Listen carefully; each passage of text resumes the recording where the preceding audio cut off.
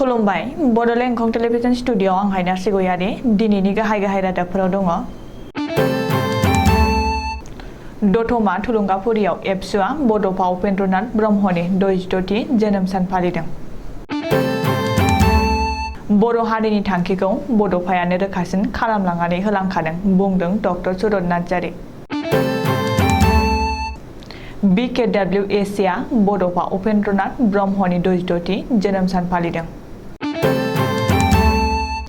अखिल गगैनि पदआनो बांसिन सन्देहगोनां बुंदों दुर्गादास बर'। क'क्राझाराव पुलिस एनकाउन्टार सासे गान्जा फालांगिरिनि जखम। दानिया फैदो आबुं रादाबाव।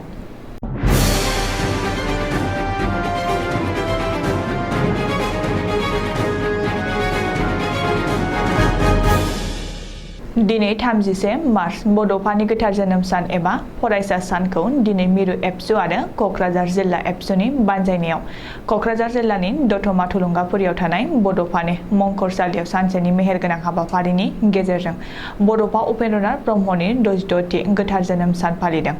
हाबाफारि बादियै फुंबिलिनि गोथार आर'जखौ जागायनानै आफादनि गोथार फिरफिलाखौ बिरहोयो मिरु एबसुनि आफादगिरि दिपेन बर'आ। बड'फानि मुसुखायाव बिबार बाउजेनो UN एकाडेमि क'क्राझारनि बिथोनगिरि कृष्ण गपाल बसुमतारिया आरो बड'फानि खाम्फायाव बिबार बाउजेनो बड'फा उपेन्द्रनाथ ब्रह्मनि बिबाजै बिमला ब्रह्मआ। गोजोन आरो खौसेथिनि थाखाय फारौ आरो बिलुन बिरहोयो क'क्राझार फरायसालिमानि आजिरा मोननाय गोरायुं डक्टर बिनय कुमार ब्रह्मआ। फिरफिला बिरहोनाय हाबाफारिजों लोब्बा लाखिनानै गावनि बिबुंथियाव मिरु एबसुनि आफादगिरि दिपेन बर'आ बड'फानि मुंखौ मख'नानैल' हारिया थांनानै थानाय नङा होननानै बुंथियो। बेजों लोगोसेनो बड'फानि मोनफ्रोमबो सानस्रिखौनो गंफ्रोमबो बर' नखरनिफ्राय जागायब्लासो बर' हारिखौ गेरेमसा महर होनो हागोन होननानै दिपेन बर'आ गावनि बिबुंथियाव मख'यो। बे हाबाफारियावनो UNनि ट्रास्टनि मासिगिरि डक्टर सुबुं बसुमतारि आरो दुलाराय बर' फरायसा आफादनि गुबुन गुबुन बिबानगिरिफोरजों लोगोसे फरायसा फरायसुलिफोर आरो ओनसोलनि रायजो राजाफोरा बाहागो लायो। मख'नो गोनांदि बड'फा उपेन्द्रनाथ ब्रह्मनि जोनोम सान 31 मार्च खालारखौ दुलाराय आसामावनो फरायसा सान महरै मर्यादा होनो थाखाय सोरखारारि खाथियाव दाबि दैखांदों होननानै एबसुनि आफादगिरि दिपेन बर'आ रोखा बुंथियो। मिरु एबसुनि फेसबुक पेजआव फोसावनाय बादिब्ला दिनैनि बे गोथार सानखौ आसाम नाङैनो गासै गं 23नि बांसिन जिल्ला, गं 193नि बांसिन दख'रा आरो गं 100निबो बांसिन दालाइसा एबसुआ फालिदों। बर' हारिनि थांखिखौ बड'फायानो रोखासिन खालामनानै होलांखादों। बे बाथ्राखौ बुंदों क'क्राझार सोरखारि फरायसालिमानि बारग' गोरायुं डक्टर सुरत नार्जारिया।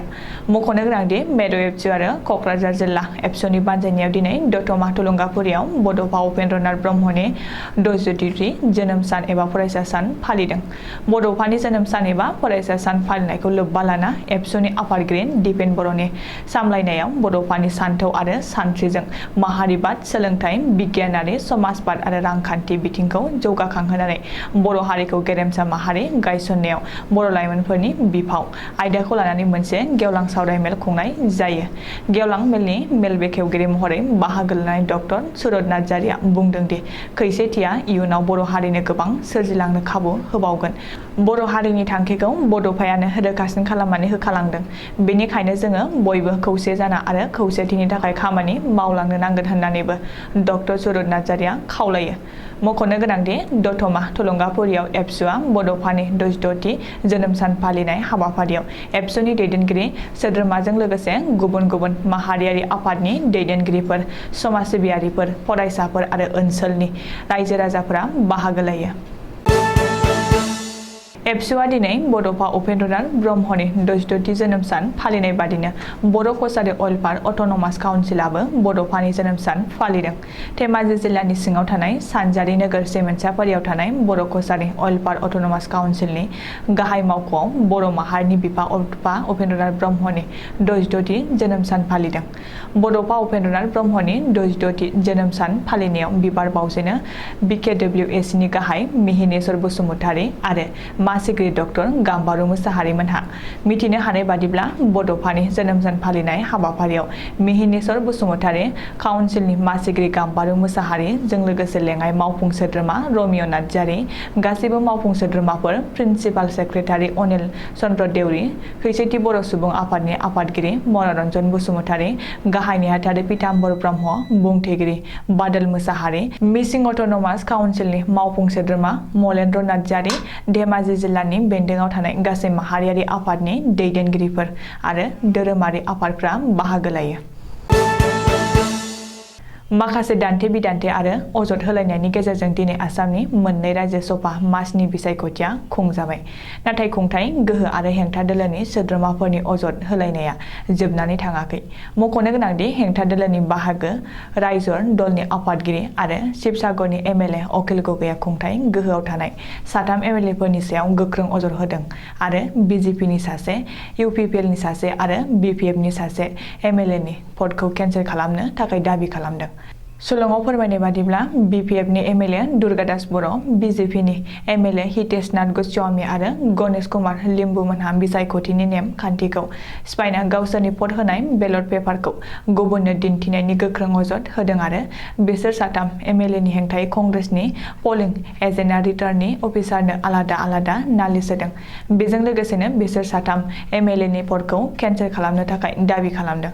ओरैहाय अखिल गगैनि बे दाबि खालामनायनि उनावनो बिपिएफनि एमएलए दुर्गादास बर'आ अखिल गगैखौ तात्ता खालामना बानबुंथि होनायखौ नुनो मोन्दों। दुर्गादास बर'आ खौरांगिरिनि सिगाङाव बुंदों दि अखिल गगैया जिउआव गिबि खेब एमएलए जादों आरो गिबि खेबनि थाखाय पद होनानै बांसिन मिथिनाय आरो रोखा रोखा दिन्थिदों। अखिल गगैया सोरनो पद होदों होआखै बेखौ दिन्थिनो रावबो सुबुं गैया। दिनैनि सानाव अखिल गगैनि पदआनो बांसिन सन्देह गोनां पद, बेनिखायनो सन्देह गोनां सुबुं गुबुनखौ सन्देह खालामनाया मिनिथाव बाथ्रा होननानैबो दुर्गादास बर'आ बुङो। मख'नो गोनांदि खुंथाय गोहोनि साब्रै सोद्रोमाफोरनि पदखौ केन्सेल खालामनो थाखाय एपिसिसिनि बिथिंनिफ्राय रिटेन कमप्लेन होदों आरो दाबि खालामदों होननानै एपिसिसिनि आफादगिरि भुपेन बर'आ खौरांगिरिनि सिगाङाव फोरमायदों। रायजोआव फिन पुलिस एनकाउन्टार। बे खेबाव बड'लेण्ड हालामनि क'क्राझार जिल्लायाव पुलिसनि एनकाउन्टार। थांनाय हराव क'क्राझारनि बिसमुरियाव पुलिसआ एनकाउन्टार खालामदों। बे जाथायाव सासे गान्जा फालांगिरिनि जखम जायो। पुलिस एनकाउन्टाराव जखम जानाय सुबुंखौ बिहारनि पागलपुरनि मुकेश कुमार होननानै सिनायथिनो हादों। पुलिस सुलुङाव फोरमायनाय बादिब्ला गान्जा फालांगिरि मुकेश कुमारआ पुलिसनि जिम्मानिफ्राय खारखोमा लांनो नाजानायनि थाखाय पुलिसआ राहा गोथे जाना गुलि गावनो गोनां जायो आरो पुलिसनि गुलियाव मुकेश कुमारआ जखम जायो। उननि समाव मुकेश कुमारखौ क'क्राझार सहराव थानाय आर.एन.बी. सिभिल हस्पिटालाव एडमिट खालामनाय जायो।